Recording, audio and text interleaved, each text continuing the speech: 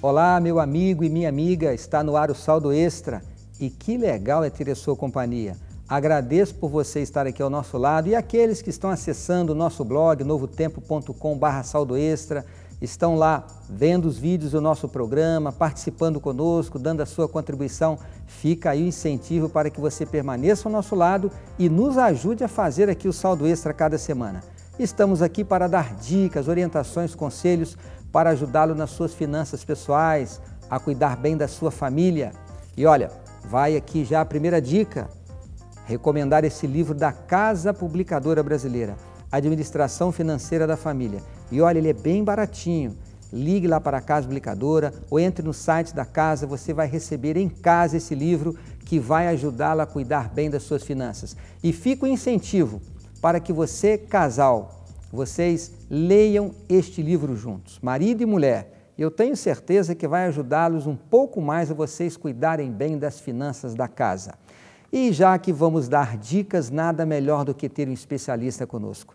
Temos a honra de receber Wagner Antonino Nogueira, consultor e educador financeiro, professor universitário em Engenharia Econômica e Matemática Financeira. Ele é sócio da empresa Mercado e Finanças. Ele vai nos ajudar aqui no Saldo Extra. Se você quiser conhecer um pouco mais do trabalho do Wagner, mercadoefinanças.com.br, você acessa o site e vai conhecer um pouco mais do trabalho dele. Ele não apenas trabalha como consultor, como professor e como consultor na área de finanças familiares, mas ele também trabalha como finanças para empreendedores. Por isso escolhemos esse tema para tratar com ele aqui e ele vai nos ajudar a entender um pouco mais desse assunto e principalmente aqueles que querem iniciar um negócio. Professor Wagner, seja muito bem-vindo, mais uma vez obrigado. E a pergunta é, quais os conselhos que você traz aqui para aqueles que querem, como empreendedor, iniciar um novo negócio? Primeiramente, procurar orientação. Né? Orientação de que tipo? Sebrae. Né? Sebrae normalmente é uma orientação para o empreendedor e microempresário, né? Tem toda uma estrutura para isso, estrutura legal, estrutura de modus operandi, como abrir a empresa, se vai ser um microempreendedor individual, se vai ser uma microempresa. Segundo, procurar um especialista, um consultor. Por que isso aí? Porque normalmente o empreendedor ele vem de duas vertentes. Ou ele trabalha há anos com um determinado tema, ele tem uma expertise naquele tema, ele quer abrir um negócio dele, né? Uma empresa pequena naquele tema, ou então ele não conhece, ele quer abrir uma franquia, ele quer abrir um negócio sem conhecer. Né? Primeiro exemplo, eu conheço aquilo que eu vou abrir, tenho expertise, mais de 10 anos, ok. Normalmente, qual é o erro que ocorre no empreendimento? Eu conheço, eu sei fazer, mas eu não sei gerenciar, não sei administrar. O outro caso, a pessoa tem dinheiro, né, o pequeno empreendedor ele tem dinheiro, quer investir em algo que ele não conhece. Então, ele não conhece e também não sabe administrar. Então, o Sebrae pode dar uma orientação importante quanto a isso. No caso da consultoria, do consultor, onde entra o consultor aí? Eu falo sempre empreendedor, micro e pequeno empresário. Mas por que você não fala de empresa grande, das empresas maiores aí? Porque normalmente elas têm uma estrutura, né? Elas têm área de RH, área de qualidade, área de controller, tem a tesouraria. Já o pequeno empreendedor não tem isso. E às vezes não tem nenhum conhecimento. Né? Uhum. Mas daí você vai falar assim, puxa, mas eu não gosto de finanças, sempre detestei matemática. Mas existem algumas ferramentas que você pode estar aprimorando no seu negócio para te dar o quê? Um pouco mais de certeza. Exemplo. O fluxo de caixa. Né? O fluxo de caixa, você pode fazer um exercício antes mesmo de abrir a sua empresa. Então, aquele exercício é quanto que eu vou gastar inicialmente, quanto que eu pretendo ter de faturamento, quanto que eu gostaria de ter de prolabore, né? Que é a remuneração do sócio, a remuneração do dono. Enfim, você tem um panorama para dali você falar assim, vou fazer uma linha de crédito, vou emprestar um dinheiro, ou eu vou usar uma economia, ou eu vou vender algo para abrir essa empresa. Então, é uma consultoria, né? Um trabalho do Sebrae orientando como abrir a empresa. Eles mesmos têm esse suporte de consultoria, né? Onde vai te dar uma dica, né? de como projetar esse horizonte da empresa que ainda não existe, para 10 meses, 1 ano e meio, 2 anos, para daí você falar assim, é viável ou não. Porque às vezes a gente sonha, não é? O brasileiro, o maior sonho dele é ser dono do negócio, né? Nada mal nisso. Eu acho que o Brasil está crescendo, é importante, né? Você vai gerar mais empregos, né? Então a economia não é informal. Mas tem que fazer de forma estruturada. Só de procurar o Sebrae e um consultor para ajudar nessa projeção de fluxo de caixa, né? Vai tirar você dos índices que dizem, da estatística, né? Normalmente, 1 ano e meio, 2 anos é morte prematura das empresas pequenas. Agora, professor, o primeiro passo, então, é conhecer os aspectos legais, jurídicos. Existe sempre aquela preocupação da questão da legalidade do negócio, a questão da tributação, impostos. Existem modalidades diferentes de impostos, essa tributação varia de acordo com o faturamento. Aonde o empreendedor vai obter essas informações? O Sebrae hoje, ele oferece essas opções, esse leque de opções para que o empreendedor escolha realmente a modalidade de tributação? Existe já uma lei pré-determinada? O Sebrae, sim, ele orienta não só a abertura, a parte legal, mas também a parte de tributação. O Sebrae não vai dizer para você, não faça isso, faça aquilo. Você não tem jeito para abrir um cabeleireiro, né? Você vai com o seu sonho, aquilo que você quer fazer.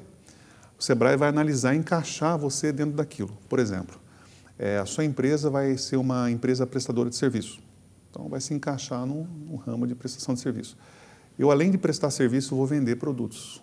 Como, por exemplo, eu tive uma cliente que ela está montando um cabeleireiro, um salão, não um cabeleireiro, um salão de beleza, que envolvia o quê? Prestação de serviço e venda de produto. Aí, só por conta da venda do produto, em termos tributários, se encaixou de uma forma diferente. Não é um cabeleireiro mais. Então, você vai ter uma tributação diferenciada. Né? O Sebrae orienta quanto a isso também. Agora, você falou da importância de conhecer os aspectos legais, os aspectos jurídicos e de procurar um consultor. Porque foi muito bem colocado esse aspecto, professor, porque a pessoa pode ser um expertise no assunto, mas ele não é um gestor financeiro, ele não é um contador, ele é bom para executar o negócio, ou para prestar o serviço, e ele precisa deste apoio. Então, vamos fazer de conta que eu sou um empreendedor, eu estou aqui diante de um consultor. Quais os primeiros passos que eu devo dar ao abrir o meu negócio? O que eu devo conhecer? Mercado? Devo fazer alguma pesquisa? Que tipo de planejamento? Eu conheço uma determinada área, o que você me orientaria? A gente costuma dizer o seguinte, visão 360 graus. Né? Então, eu vou abrir a empresa de forma legal, vou estar dentro da lei, ponto. Segundo, vou planejar esse horizonte da empresa que ainda não existe no papel, no caso, um fluxo de caixa. Então, você vai fazer ensaios, né? Para ver onde é que os números se encaixam. Terceira coisa, chamada de plano de negócio. Eu vou investigar o mercado. Se, por exemplo, o meu ramo é um salão de beleza, né? Ou quero abrir uma oficina mecânica, sei lá. Eu vou ver qual o mercado que eu tenho naquela região disponível. Tá? Tem mercado para isso? Tem. Tem concorrentes? Então, existe todo um modelo de plano de negócio, que isso aí você consegue em livros, através de orientação, que são nada mais nada menos que questionários. Então, você vai perguntar a você mesmo, daquilo que eu me proponho a abrir, tem concorrentes? Sim. O que eles são fortes? Eles têm uma estrutura maior que eu vou ter, né? Quais são as fraquezas, né? Aquela matriz SWOT? Quais são as fraquezas que esses concorrentes têm? Aí eu vou investir em mim. Então, eu vou trabalhar aí. Então, você precisa identificar só essa pergunta, quem são meus concorrentes? O que eles têm de bom, o que eles têm de fraqueza, né? Debilidades desses concorrentes. Já dá um horizonte para você, onde você vai se inserir naquilo que você se propõe. Né? Ok, abri a empresa está legalizada, mas antes de abrir a empresa eu fiz a projeção de fluxo de caixa, sei que é viável. Identifiquei os concorrentes, identifiquei as ameaças, né? E estou trabalhando com um plano de ação para tentar minimizar, aumentar a minha fortaleza em relação àquelas fraquezas. Ok. Terceira coisa fundamental, importante, é você tomar decisões, seja ou não da área financeira, tomar decisões sempre olhando o seu fluxo de caixa, sempre. Por menor que seja, por exemplo, estamos numa época sazonal, vou ter que contratar um funcionário a mais. para aumentar a oferta do serviço aí. Ok, consulte o fluxo de caixa. Porque normalmente o que acontece, né? Eu tenho um exemplo, tem um casal de dentistas, né, que deram uma repaginada no consultório, fizeram uma estrutura na frente, parece um shopping maravilhoso. Teve um aumento de clientes, tiveram que contratar funcionários, etc. Mas no final do ano, olharam onde está o lucro. Então, um tema muito importante é o seguinte: quando você baseia suas decisões em um fluxo de caixa simples, você passa a tomar decisões mais consistentes e coerentes. Por quê? Porque o grande vilão do empreendedor é o dinheiro que se esconde. Normalmente o dinheiro passa a se esconder em algum canto e você não sabe. Verdade. Você vai para a falência com o dinheiro escondidinho ali. E normalmente são 7, 8 lugares que são bem identificados quando você olha para o fluxo de caixa. Agora, professor, eu disse que eu estou aqui no papel de empreendedor. Hoje, eu quero abrir um negócio. Só que tem um problema. Sim. Eu não tenho dinheiro. Eu tenho um sonho, eu sou especialista no assunto e eu tenho segurança de que eu posso realizar um bom negócio. Mas eu preciso ou alugar uma sala, ou comprar equipamentos, eu preciso, quem sabe, contratar pessoas, eu preciso, quem sabe, fazer uma divulgação do meu negócio e eu não tenho recursos. E a pergunta é, professor Wagner, que linha de crédito está disponível hoje no mercado para quem quer iniciar o negócio? Qual é a sua recomendação? Mas essa pergunta você vai responder no segundo bloco. Você quer ser um empreendedor? Você quer montar um negócio e ser o seu próprio patrão? Eis aí um especialista, professor Wagner, para nos ajudar. E ele vai responder essa pergunta: onde eu vou arrumar recursos para iniciar o meu negócio? Fique com a gente que o nosso intervalo é rápido e nós já voltamos já.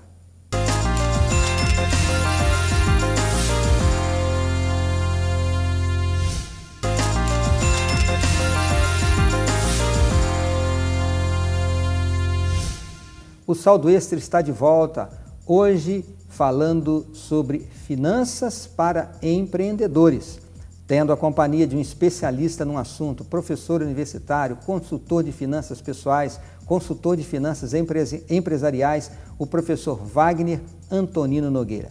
Professor Wagner, falamos aqui sobre abrir um negócio legal, usar o Sebrae, que pode dar orientações, escolher a melhor opção, falamos de conhecer a concorrência, né? Fazer algumas perguntas, uma pesquisa básica para que você comece um negócio seguro. Mas, professor Wagner, a questão é, eu fiz tudo isso, agora eu preciso colocar a mão na massa e eu não tenho recursos para iniciar o meu negócio. Que linha de crédito está disponível hoje para os pequenos empreendedores?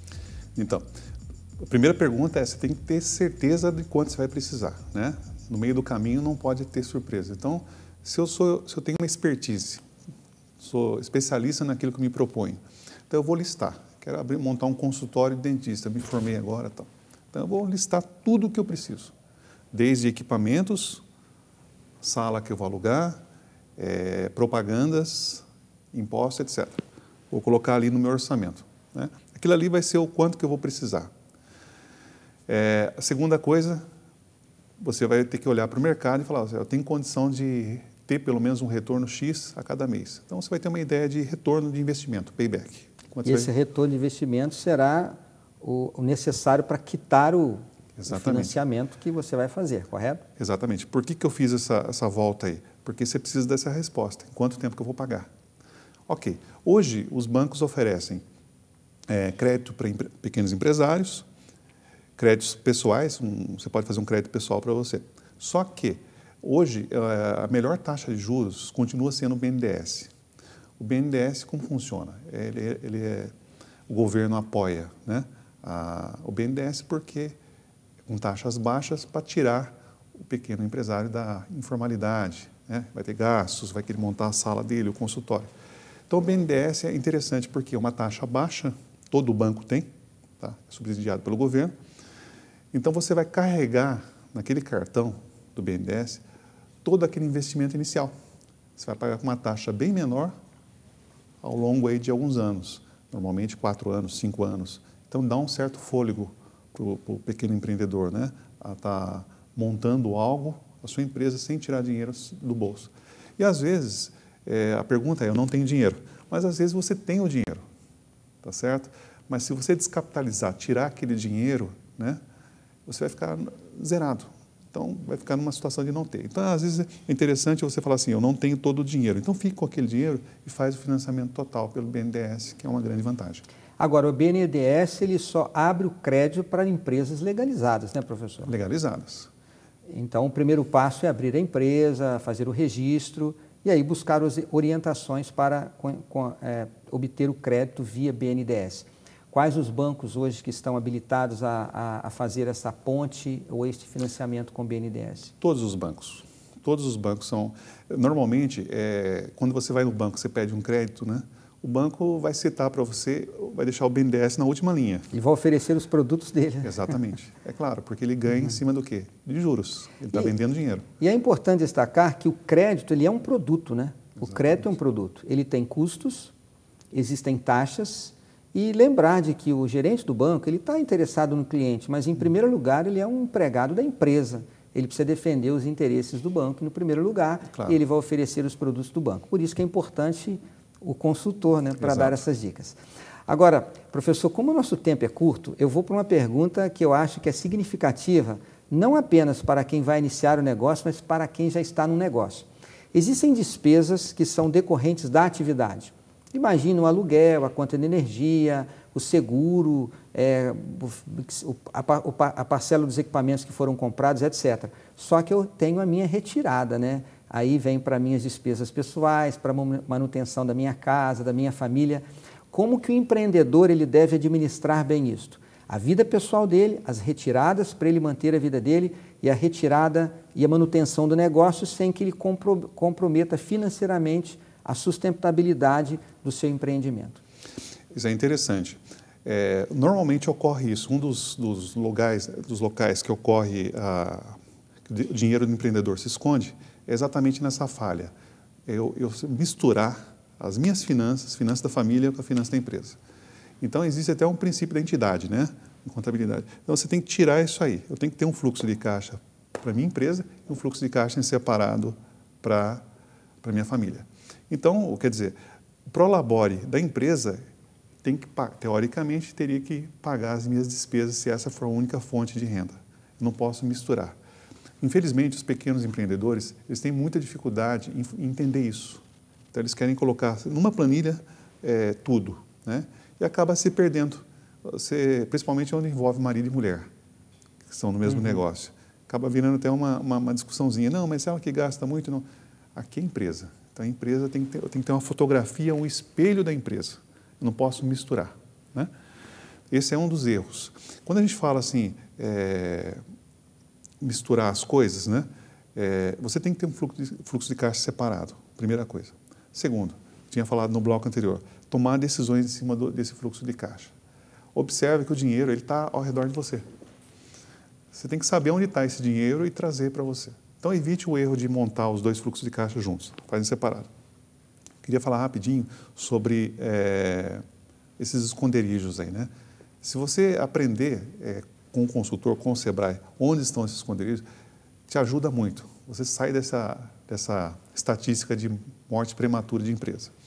Então, a primeira delas é o seguinte, eu vejo muito empresário com a empresa é pobre, mas o sócio é rico, né? Você vê o patrimônio do sócio, é fantástico, né? A empresa está ali, chechelenta. Existem também, às vezes você fala, pô, não tem dinheiro, mas você sabe quanto você paga para o banco de taxas? Às vezes o dinheiro está lá no banco, você está pagando uma taxa alta, né? Existem pessoas que falam assim, puxa, tive uma promoção, a minha empresa é uma empresa de produtos de limpeza que eu forneço. Tinha uma promoção, eu estoquei tudo. Você está com um estoque enorme, quando é que você vai vender tudo aquilo? Então o dinheiro está escondido ali.